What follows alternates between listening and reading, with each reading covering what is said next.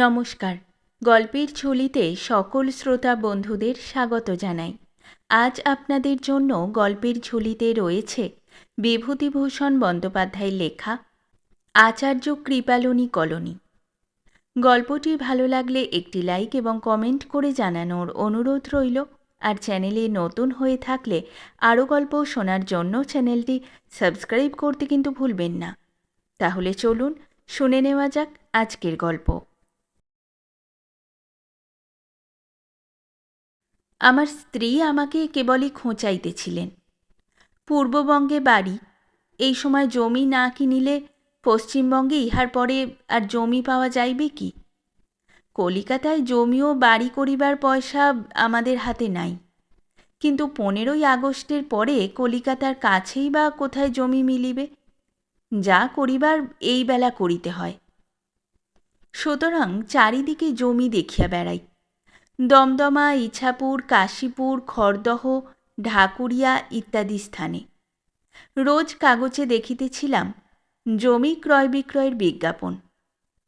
পূর্ববঙ্গ হইতে যেসব হিন্দুরা আতঙ্কগ্রস্ত হইয়া চলিয়া আসিতেছেন, তাহাদের অসহায় ও উদ্ভ্রান্ত অবস্থার সুযোগ গ্রহণ করিতে বাড়ি ও জমির মালিকেরা একটু বিলম্ব করেন নাই।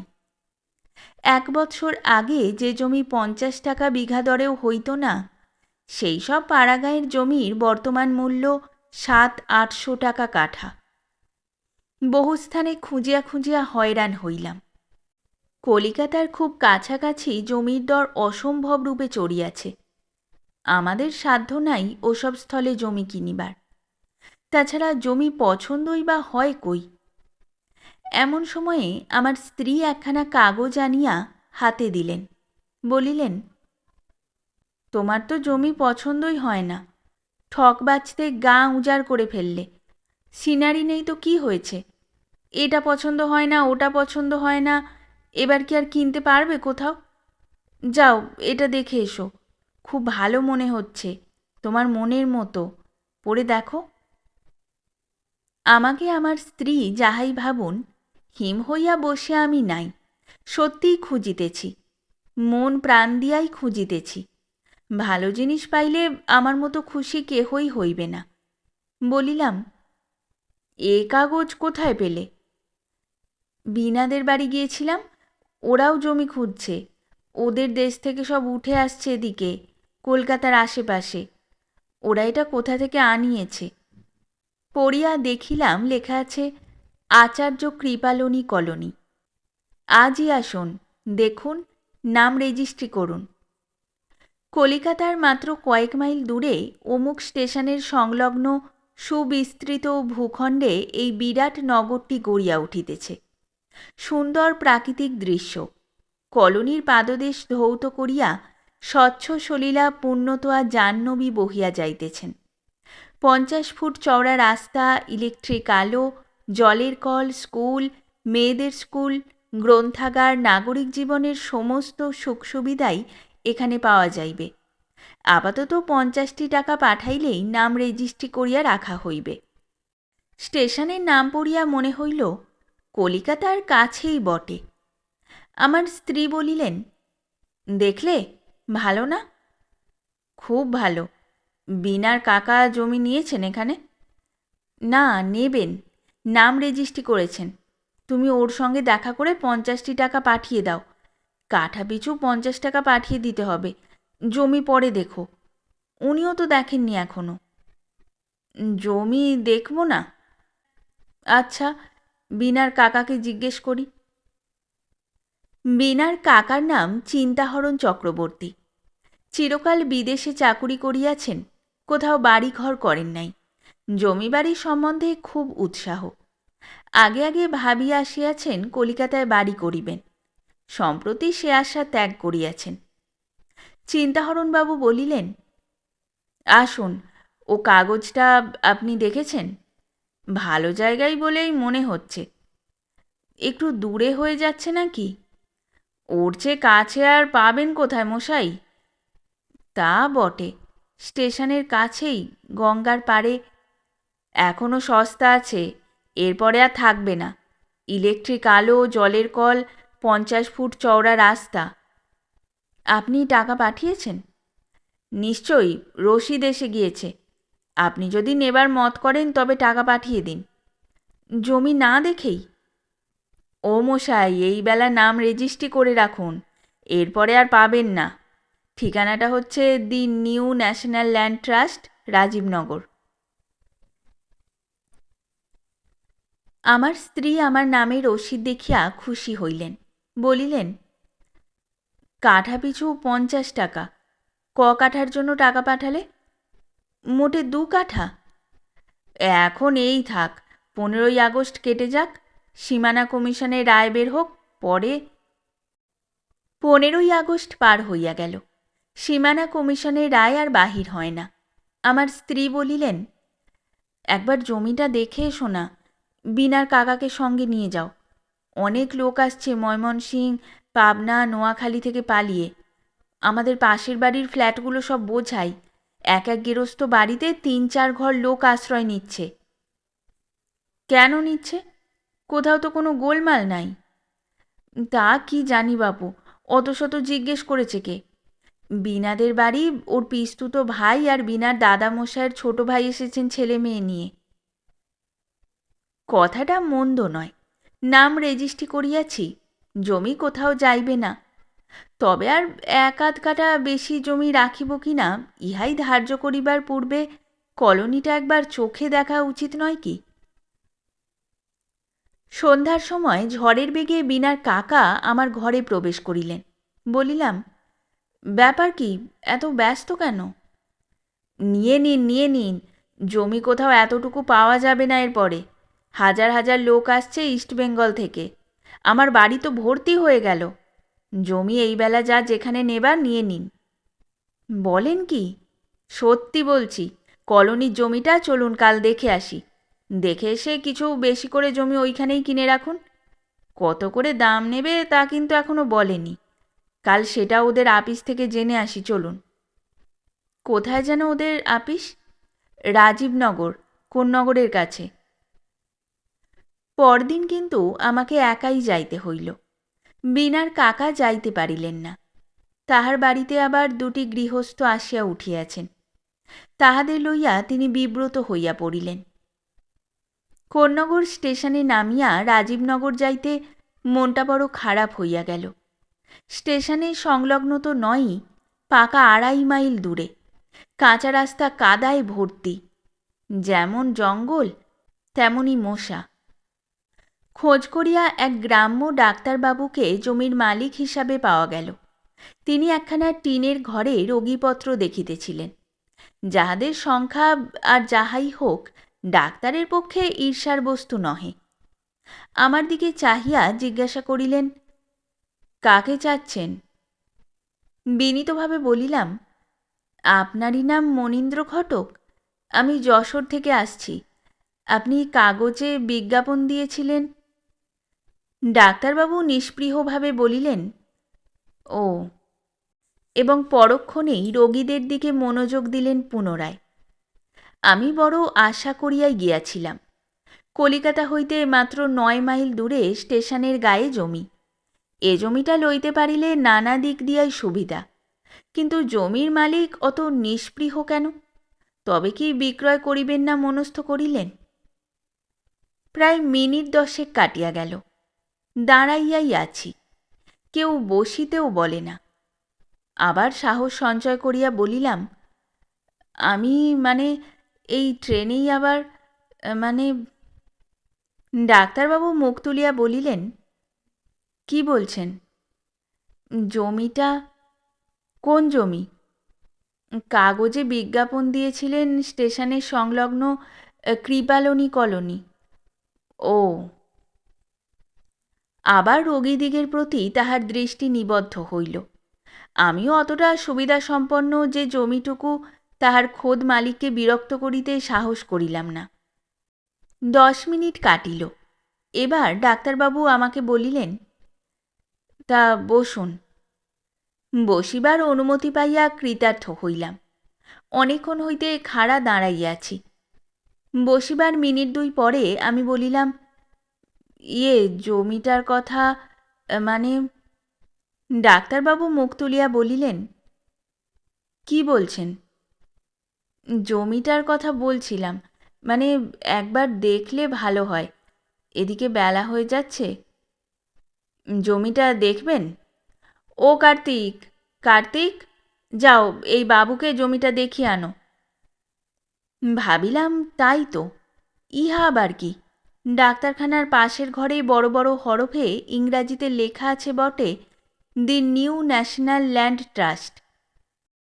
গঙ্গার ধারে বিরাট ভূখণ্ড লইয়া এই উপনিবেশ গড়িয়া উঠিবে, কিন্তু গঙ্গা হইতে রাজীবনগরী তো দেখিতেছি 2.5 মাইল দূরে।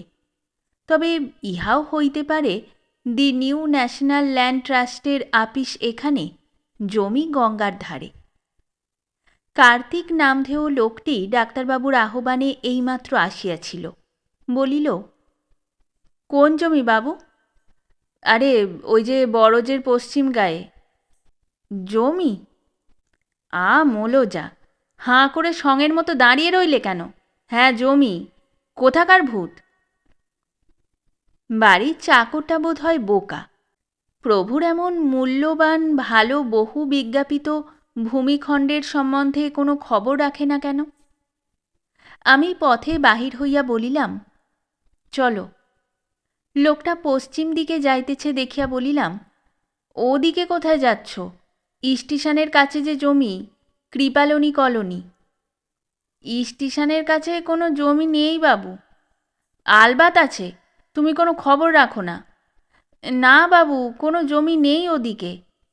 শোনো, স্টেশনের গায়ে কাগজে যে জমির বিজ্ঞাপন দেওয়া হয়েছিল, 50 টাকা খরচ করে নাম রেজিস্ট্রি করতে বলা হয়েছিল যে জমির জন্য, আমি নাম রেজিস্ট্রি করে রেখেছি, রসিদ আছে পকেটে।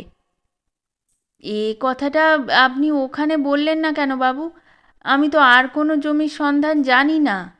কালও তো এক বাবু এসেছিলেন, তিনিও নাম রেজিস্ট্রি করে নিয়ে গেলেন। জমি দেখেননি? না, ডাক্তারবাবু বললেন জমি দেখে যাবেন সামনের রবিবারে। বেশ, আমায় নিয়ে চলো। বাবু, কি আবার? আপনি জমি দেখতে চান? কি বলে আবোল তাবোল? জমি দেখব না তো কি? আপনি এখানে দাঁড়ান, আমি জিজ্ঞেস করে আসি। আমি বিরক্ত হইয়া নিজেই আবার ডাক্তারবাবুর কাছে গেলাম। বলিলাম, আপনার চাকর জানে না আমাকে কোথায় নিয়ে যেতে হবে? এবার ডাক্তারবাবু দেখিলাম আর একজন ভদ্রলোকের সঙ্গে কথা কহিতেছেন। তিনিও জমির জন্যই আসিয়াছেন মনে হইল, কারণ তিনি পকেট হইতে টাকা বাহির করিয়া নাম রেজিস্ট্রি করিলেন। ডাক্তারবাবু রসিদ কাটিয়া দিলেন দেখিলাম। লোকটির সঙ্গে আরও কি কথা হইয়াছে জানি না, 2 টাকা দিয়া রসিদ লইয়া লোকটা চলিয়া গেল। আমাকে ডাক্তারবাবু বলিলেন, জমি দেখবেন? আচ্ছা চলুন, আমি যাচ্ছি। পরে আমাকে দুর্গন্ধময় জলভর্তি নালা, কচুবন, ভাঙা চালাঘর প্রভৃতির পাশ দিয়া কোথায় কোন অনির্দেশ্য রহস্যের দিকে লইয়া যাইতে লাগিলেন, তিনিই জানেন। আমি একবার ক্ষীণ প্রতিবাদ করিবার চেষ্টা করিলাম। তিনি বোধহয় ভুলিয়া যাইতেছেন এ জায়গাটি স্টেশনের খুব কাছে, স্টেশনের সংলগ্ন বলিয়া বিজ্ঞাপনে আছে। ডাক্তারবাবু আমার দিকে কটমট দৃষ্টিতে চাহিয়া বলিলেন, আপনার তো আইডিয়া দেখছি বেশ। স্টেশন সংলগ্ন মানে কি একেবারে কোন্নগর স্টেশনের টিকিট ঘরের পাশে হবে মশাই? বলিতে পারিতাম সংলগ্ন বলিতে 2 মাইল দূরবর্তী কি বোঝায়, কিন্তু না, দরকার নাই। পূর্ববঙ্গের অসহায় হিন্দু আমি, এখানকার জমির মালিকের সঙ্গে অনর্থক ঝগড়া করিব না। স্থান পাওয়া লইয়া কথা, চটিয়া গেলে জমি না দিতেও তো পারে। বিনীতভাবে বলিলাম, কলোনি কত দূর? মাইলখানেক দূরে। বিস্মিত হইয়া বলিলাম, বলেন কি? তবে 3.5 মাইল দূর পড়ল স্টেশন থেকে, এর নাম সংলগ্ন? এ তো কখনো শুনিনি। ডাক্তারবাবু থমকিয়া দাঁড়াইয়া গেলেন। বলিলেন, না শুনেছেন কি করব, কিন্তু আপনাকে বলছি কলোনির 1 ইঞ্চি জমি পড়ে থাকবে না, সব নামে নামে রেজিস্ট্রি হয়ে যাচ্ছে। আপনার ইচ্ছে না হয় না নেবেন, তবে কি দেখতে যাবেন না দেখবেন না? চলুন যাই। পকেট হইতে একগোছা চিঠি বাহির করিয়া ডাক্তারবাবু আমার নাকের কাছে ধরিয়া বলিলেন, এই দেখুন, মানি অর্ডারে টাকা আসছে অফিসে, রোজ একগোছা চিঠি আসছে, আপনি দেখুন না মশাই, না দেখলে ঠকবেন এরপরে, তবে আপনি না নিলে জোর করে তো আপনাকে দেওয়া হবে না। রাস্তায় ভীষণ কাদা। একটা গোয়ালপাড়ার ভিতর দিয়া যাইতেছিলাম, মহিষ ও গরুর বাথান চারিদিকে, অত্যন্ত দুর্গন্ধ বাতাসে, ইহাতে মশা বিনবিন করিতেছে। খানিক দূর গিয়া একটা অবাঙালি কুলি বস্তি, যেমন নোংরা তেমনই ঘিঞ্জি, তারপরে আবার জঙ্গল, বাঁশবন আর ডোবা। মাইলখানিক দূরে জঙ্গলের একপাশে রাস্তার ধারে একটা টিনের সাইনবোর্ডে বড় বড় করিয়া লেখা আছে, আচার্য কৃপালনী কলোনি। এখানে আসিয়া ডাক্তারবাবু দাঁড়াইলেন, সামনের দিকে হাত দিয়া দেখাইয়া বলিলেন, এই। চারিদিক চাহিয়া চুপ করিয়া দাঁড়াইয়া রহিলাম। বিস্ময়বোধের শক্তিও যেন হারাইয়া ফেলিয়াছি। ইহার নাম আচার্য কৃপালনী কলোনি? এই সেই বহু বিজ্ঞাপিত ভূখণ্ড? কোথায় ইহার পাদদেশ ধৌত করিয়া গঙ্গা প্রবাহিত হইতেছে? কোথায় সুন্দর প্রাকৃতিক দৃশ্য? 50 ফুট চওড়া রাস্তা, ইলেকট্রিক আলো, জলের কল প্রভৃতি ছবির সঙ্গে এই অন্ধকার বাঁশবন, কচুবন, ওলবন আর মশা ভরা ডোবার সহিত খাপ খাওয়াইতে অনেক চেষ্টা করিলাম, মনকে অনেক বুঝাইলাম। রাসবিহারী অ্যাভিনিউ কি ছিল, অমুক কি ছিল, কিন্তু পারিয়া উঠিলাম না। তাহা ছাড়া এখানে ডাঙা জমিই বা কোথায়? সব তো জলে ডোবা, আর জলের মধ্যে মাথা তুলিয়া দাঁড়াইয়া আছে বন কচুর ঝাড়। সে কথা বলিয়া লাভ নাই। ডাক্তারবাবু গর্বের সহিত বলিলেন, 650 করে কাঠা, তাই পড়তে পারছে না, সব প্লটের নাম রেজিস্ট্রি হয়ে গিয়েছে মশাই। কিন্তু প্লট বলিতে জমির টুকরো বোঝায়, এখানে জমিই যে নাই, এ তো সবই জলাভূমি। পূর্ণতোয়া স্বচ্ছ সলিলা জাহ্নবী ইহার ত্রিসীমানায় আছেন বলিয়া মনে হইল না। বলিলাম, গঙ্গা এখান থেকে কত দূর? বেশি নয়, মাইলখানেক হবে, কিংবা কিছু বেশি হবে। তাই বা কি করিয়া হয়? গঙ্গা এখান হইতে 4 মাইলের কম কি করিয়া হয় বুঝিলাম না। সে যাহা হোক, তর্ক করিলাম না, ফিরিয়া আসিলাম। এই জলাভূমি আর কচুবনি হয়তো ইহার পর পাইব কিনা কে জানে। মন ভীষণ খারাপ হইয়া গেল। বাড়ি আসিতেই স্ত্রী ব্যস্ত হইয়া জিজ্ঞাসা করিলেন, হ্যাঁ গা, কীরকম দেখলে? ভালো? বলিলাম, চমৎকার। বলো না, কী রকম জায়গা? গঙ্গার ওপর? সংলগ্ন বলা যেতে পারে। বেশ বড় রাস্তা করেছে? মন্দ নয়, বড়ই। বিনার কাকাকে সেদিন কিছু বলিলাম না। 50 টাকা জলে ফেলিলাম বটে, কিন্তু হাঁপ ছাড়িয়া বাঁচিলাম। পূর্ববঙ্গই ভালো, আর জমি খুঁজিব না ঠিক করিয়া ফেলিলাম। পরদিন র্যাডক্লিফের রায় বাহির হইল। আমাদের দেশ পশ্চিমবঙ্গে পড়িয়াছে। শেষ হলো আমাদের আজকের গল্প। গল্প পাঠে এবং বিভিন্ন চরিত্রে আমি তৃষিতা। গল্পটি ভালো লাগলে লাইক এবং শেয়ার করে দেবেন, আর চ্যানেলে নতুন হয়ে থাকলে আরও গল্প শোনার জন্য চ্যানেলটি সাবস্ক্রাইব করতে কিন্তু ভুলবেন না। খুব তাড়াতাড়ি নতুন একটি গল্প নিয়ে ফিরে আসব। সকলে ভালো থাকুন, শুনতে থাকুন গল্পের ঝুলি।